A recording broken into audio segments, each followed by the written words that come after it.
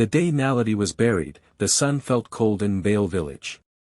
Jonas Cato, a widowed father, stood by the fresh grave, his hands trembling as the soil covered his little girl's coffin. They said she died of a sudden illness, but no doctor had given him clear answers. Neighbors whispered in corners, avoiding his eyes, and their silence felt heavier than the earth on her grave. At the morgue, Jonas had noticed faint bruises on Naledi's wrists, half hidden under her burial gown. He didn't tell anyone, but the sight gnawed at him. That night, unable to shake the feeling that something was terribly wrong, he bought a small wireless camera from a shop in town. Quietly, without anyone noticing, he fixed it inside her coffin before sealing it shut. Hours after the funeral, Jonas sat in the dim light of his small house, eyes glued to the screen connected to the hidden camera. At first there was only darkness, the quiet of the cemetery at night. Then, his heart slammed in his chest. Two masked men appeared, shovels in hand, digging into the fresh soil. The camera shook as they pulled the coffin open. Jonas's breath caught in his throat. Naledi moved. She was alive, weak, and her eyes fluttered as if she had been drugged. The men lifted her out like stolen property and carried her toward a waiting truck. Jonas grabbed his keys, jumped into his old pickup and sped after them, his hands gripping the wheel so tight his knuckles turned white. This was no illness, this was a theft of life. Jonas stood in the morgue, his eyes fixed on the small, still body of his daughter. Naledi's face looked calm, almost as if she was sleeping, but he knew his little girl. She never slept without holding her blanket close, and now it wasn't there. As he adjusted the white burial gown over her, his fingers paused. There, just above her tiny hands, were faint dark marks circling her wrists. Bruises. His chest tightened. These were not marks from sickness. They looked like someone had grabbed her, maybe even tied her. He quickly pulled the gown back over them before anyone else could see, but in his heart, alarm bells rang loud. The doctor's words echoed in his head, it was sudden illness, but they felt empty, like a lie told to make him stop asking questions. Jonas could still hear the whispers in the village, the way some people avoided his eyes, the way the nurse at the clinic looked down when he spoke. He had buried his wife 2 years before, and now his daughter was gone too. But this didn't feel like death. It felt like something stolen. That night, the house was silent except for the sound of the wind slipping through the cracks in the wooden walls. Jonas sat on the edge of his bed, staring at the floor. The bruises wouldn't leave his mind. His stomach twisted with a heavy dread he couldn't ignore. He knew he had to do something, anything, to find the truth. He didn't care if people thought he was crazy or disrespectful to tradition. Before the sun rose, Jonas walked to a small shop in town. His eyes were tired but sharp. He asked the shopkeeper for the smallest wireless camera they had. The man gave him a strange look, but Jonas said nothing more. He paid quickly, stuffed the camera into his pocket, and walked back home with the weight of fear in his chest. At the burial, people surrounded the coffin, praying and singing softly. Jonas kept his face calm, but his heart pounded so hard it hurt. As everyone's eyes stayed on the pastor, he leaned over, opened the lid slightly, and slipped the tiny camera inside.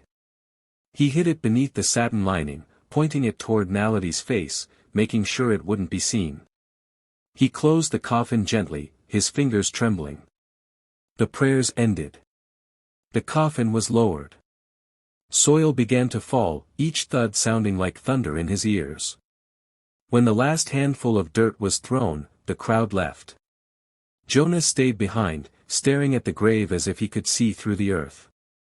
That night, the only light in Jonas's house came from the small screen connected to the hidden camera. For hours, there was nothing but blackness. His eyelids grew heavy. Then, suddenly, movement. 2 masked men appeared on the screen, digging fast, their shovels biting into the fresh soil. Jonas's breath caught. When they pried the coffin open, what he saw would change everything. Naledi moved. She was alive. Jonas sat in his small, dimly lit house, his eyes fixed on the little screen in front of him. It was connected to the camera he had hidden inside Naledi's coffin. Hours had passed since the funeral, and the feed showed nothing but darkness. The graveyard was silent. No movement. No sound. The stillness felt almost unnatural, and yet Jonas could not look away. His heart was heavy, his mind restless. Every second that passed seemed to whisper that something was coming. The night outside was quiet, except for the wind brushing against the tin roof. The only sound inside was the ticking of the old wall clock. Jonas leaned forward, elbows resting on his knees, his eyes refusing to blink for too long. He told himself he was wasting time, that maybe he had been wrong about everything. But then, something flickered on the screen. His whole body stiffened. Two shadows appeared, slowly becoming clearer as they moved closer to the grave. Jonas's chest tightened. Two men, dressed in black from head to toe, faces hidden behind dark masks. Each carried a shovel. They didn't move like mourners. They moved like people on a mission. Without hesitation, they started digging into the fresh soil, the blades of the shovels cutting through the dirt with a dull, rhythmic thud. Jonas's hands trembled. He could see the earth being thrown aside faster and faster. His breathing became shallow, almost painful. Within minutes, the lid of Naledi's coffin was exposed. The men dropped their shovels and bent down, their gloved hands prying it open. Jonas leaned in closer to the screen, his heart pounding in his ears. Then he saw her. Naledi. His little girl. Her head moved slightly, her eyes half open. She was alive. Jonas's breath caught. She looked weak, like she was fighting to wake up, her body limp as if she had been drugged. The men didn't comfort her, didn't speak to her. They grabbed her roughly, lifting her out as though she was nothing but an object. Jonas could see her small arms hanging loosely at her sides. One of the men looked over his shoulder, scanning the area, before giving a quick signal to someone off camera. The image shifted just enough to reveal a truck parked in the shadows nearby, its engine silent, waiting. In that moment, something inside Jonas snapped. He shot up from his chair so fast it tipped over behind him. He snatched his truck keys from the table, his mind screaming only one thing: get her back. He didn't think about fear. He didn't think about danger. He only thought about his daughter's face on that screen. The truck on the feed began to move, and so did Jonas. He burst out of the house, the cold night air hitting his face. He jumped into his old pickup, the engine roaring to life. As he sped down the dirt road, his eyes searched for any sign of taillights. His hands gripped the steering wheel tight. He didn't have a plan, but he had a promise: he would not lose Naledi again. Jonas's eyes were glued to the small screen, his breath stuck in his throat. The two masked men had dug quickly, their shovels slicing through the fresh soil with a terrible urgency. Then came the sound that made Jonas's stomach twist, a dull creak as the coffin's lid was forced open. The camera caught a glimpse inside. For a second, Jonas thought his mind was playing tricks on him. But then it happened. Naledi's head moved. Her small fingers twitched. Her chest rose ever so slightly. She was alive. A shock of hope and horror hit him at the same time. She wasn't gone, she had never been gone. But her eyes were half closed, her body limp. It was like she was trapped between sleep and waking. Jonas could see it clearly now: her breathing was slow, her movements sluggish. She had been drugged. The men didn't even hesitate. They didn't comfort her or speak her name. They grabbed her like she was nothing more than stolen property, their gloved hands wrapping around her arms.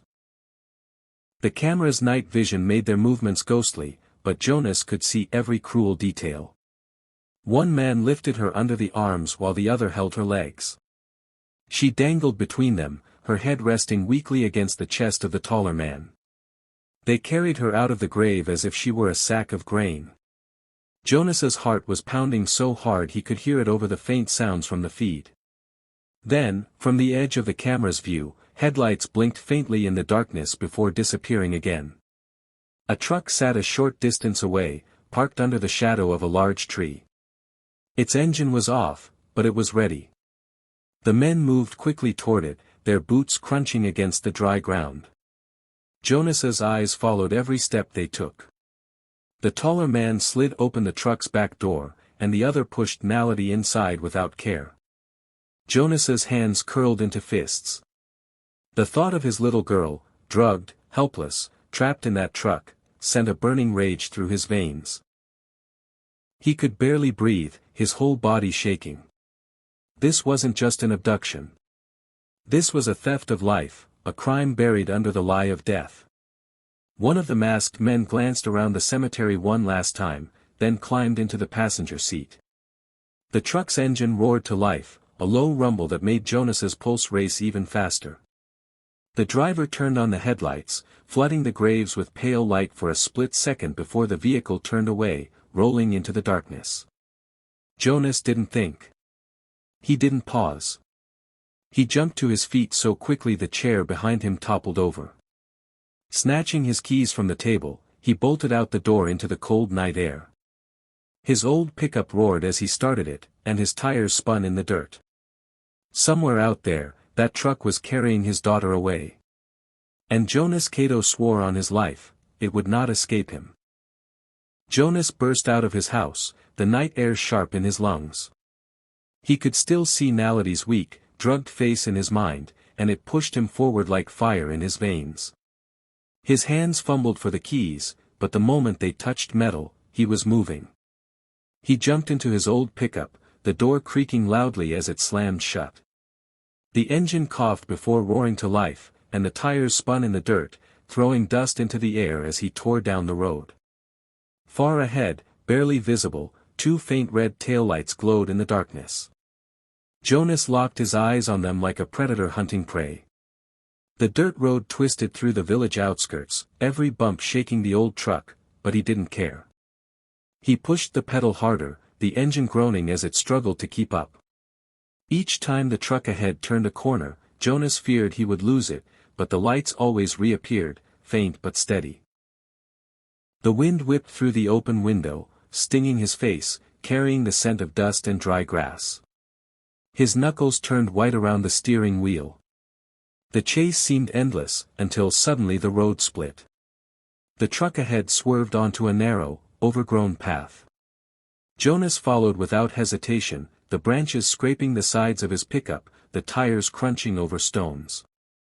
The path led them farther from town, into a place Jonas knew well but hadn't visited in years, the edge of the old industrial zone. His stomach sank when the shape of a building appeared in the moonlight.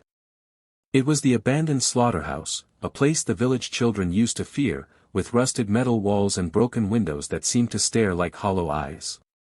Jonas slowed just enough to kill his headlights, coasting forward so they wouldn't see him coming. The truck ahead rolled through the slaughterhouse gates, its brake lights flashing briefly before it stopped inside.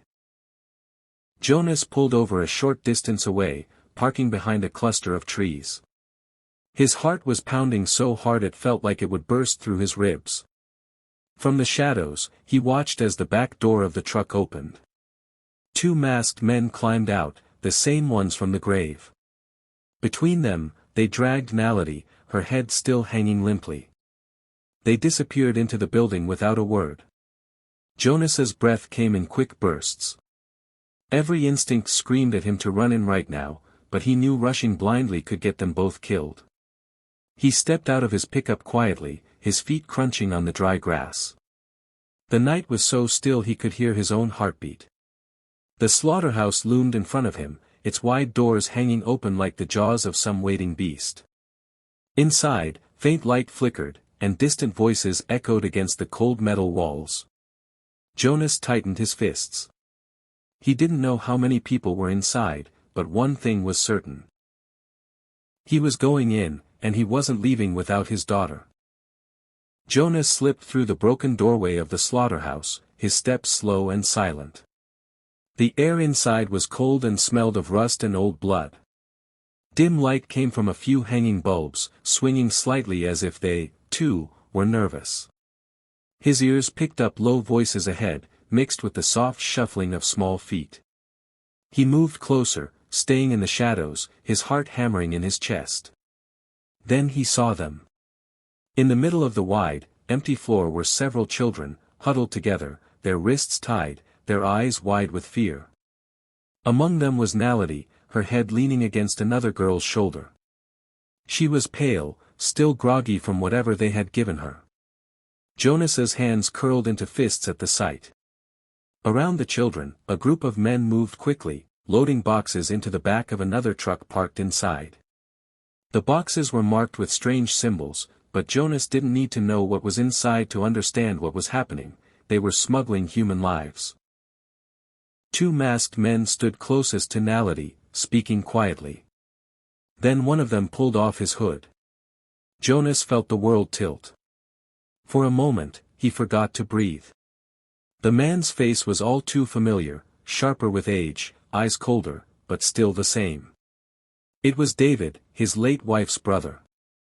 The uncle Naledi had once called Uncle Davi, the man who had eaten at Jonas's table, laughed with his wife, played with his daughter. Jonas's mind spun. Questions crashed into each other in his head.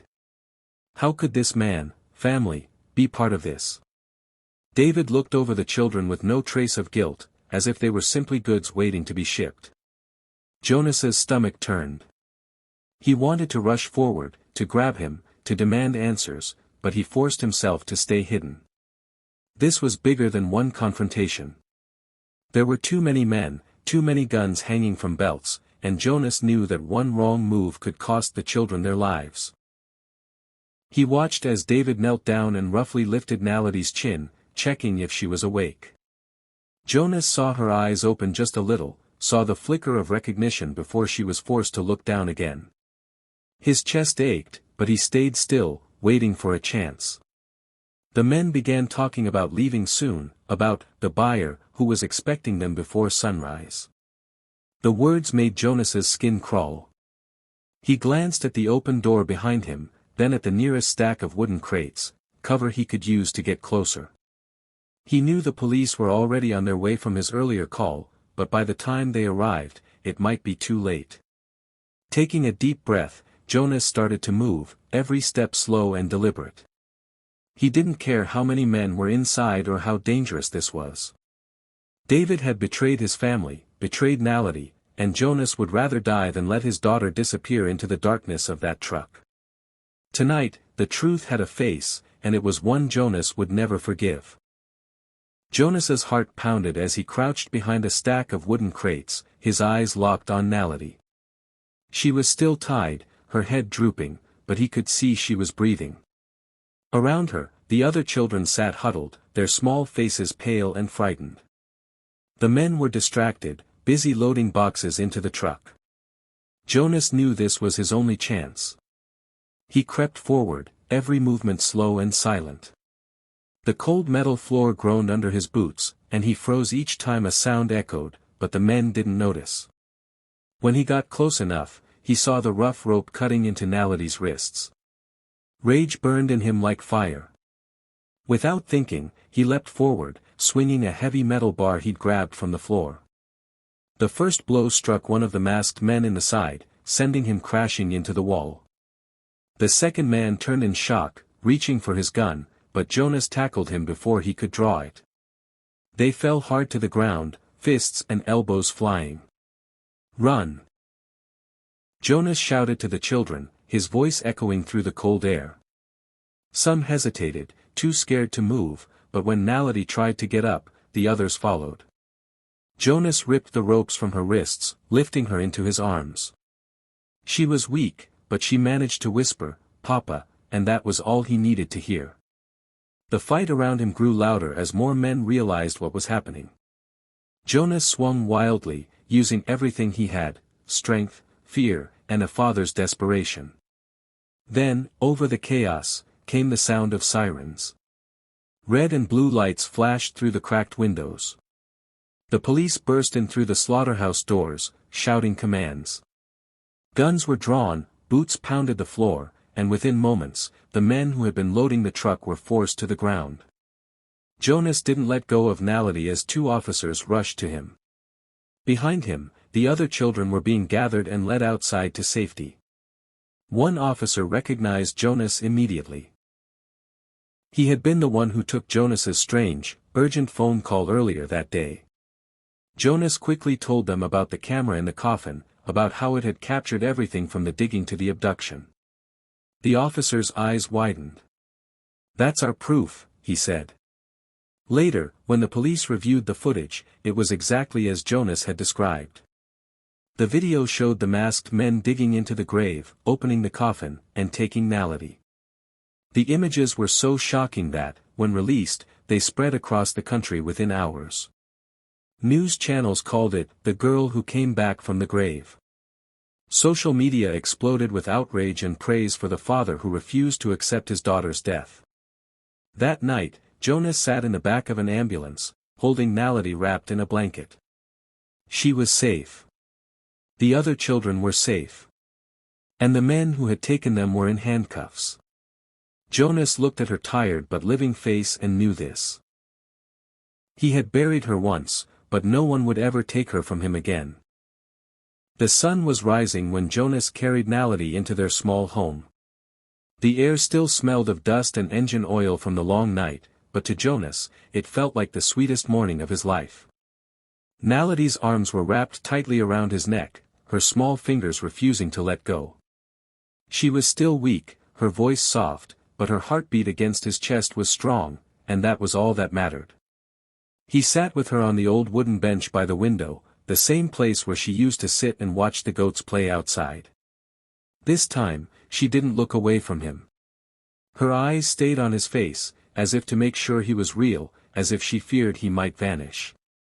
Jonas stroked her hair gently, whispering, "You are my daughter twice born. The girl I buried once, but will protect forever." Naledi gave a small smile, leaning into him, and for the first time in days, Jonas felt his chest loosen. Neighbors came to see them, some bringing food, others just standing at the door with tears in their eyes. Everyone had heard about the rescue, about how Jonas had fought for her when everyone else thought she was gone. Children from the village peered inside shyly, looking at Naledi like she was a miracle. When night came, Jonas stayed by her bed, holding her hand until she fell asleep. He listened to her breathing, steady and calm, and made a silent promise, no harm would ever reach her again. She had been stolen once, hidden under the earth, but she had come back. And now, Jonas knew, their bond was unbreakable. They had faced death together, and won.